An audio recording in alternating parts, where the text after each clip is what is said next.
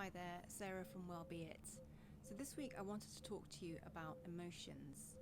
The Office of National Statistics has published figures that says that double the amount of people are experiencing anxiety at the moment, and also there's almost double the amount of sadness being experienced at the moment because of the corona pandemic. So I wanted to talk about how mindfulness can help us with that. First of all, we actually need to be aware in the first place, and that means just checking in with how we are right now.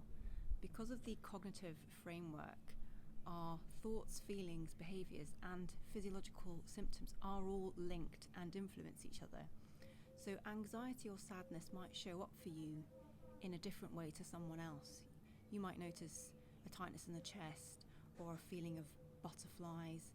You might notice that you're not enjoying normal activities. There's a sort of lacklusterness, a bit of a mehness about your daily business. Or you might snap at someone, or you might actually experience the emotion. But the first thing is to check in with yourself and be aware of that. The second part of mindfulness is what we call non-judgment. So it's very easy to assign a label to our emotions as good or bad, and we might say that anxiety or sadness is a bad emotion. But as soon as we start labeling it, we're getting involved with it, and we're not allowing ourselves to have a little bit of distance from it, which is what helps us to let go. So it's not to say these emotions aren't unpleasant, it's just that labeling them as good or bad might not serve us. And in fact, anxiety, sadness, there's always a positive intent behind these emotions. Anxiety tells us there's some kind of risk. Sadness tells us that something's important to us. So we want to try and get away from labeling good and bad and just seeing them as emotions.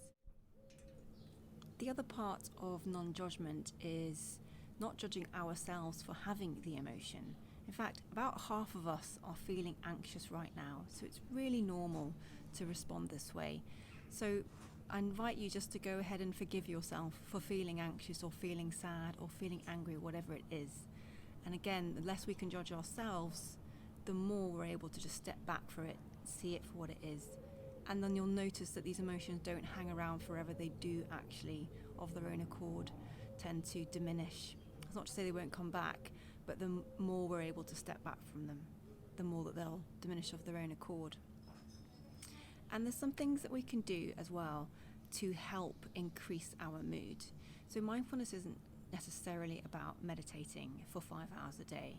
And this week, what I'd really like you to do is think of something you really enjoy doing, preferably something a little bit challenging, because if it's too easy, we go into autopilot mode. So something that really occupies your attention, your full attention. That's what mindfulness is. It's giving your full attention to something.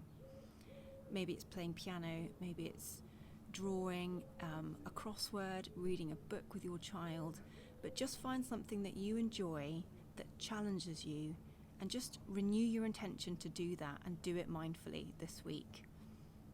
And remind yourself that even when there's dark, stormy clouds, that there's always a bit of blue sky out there too.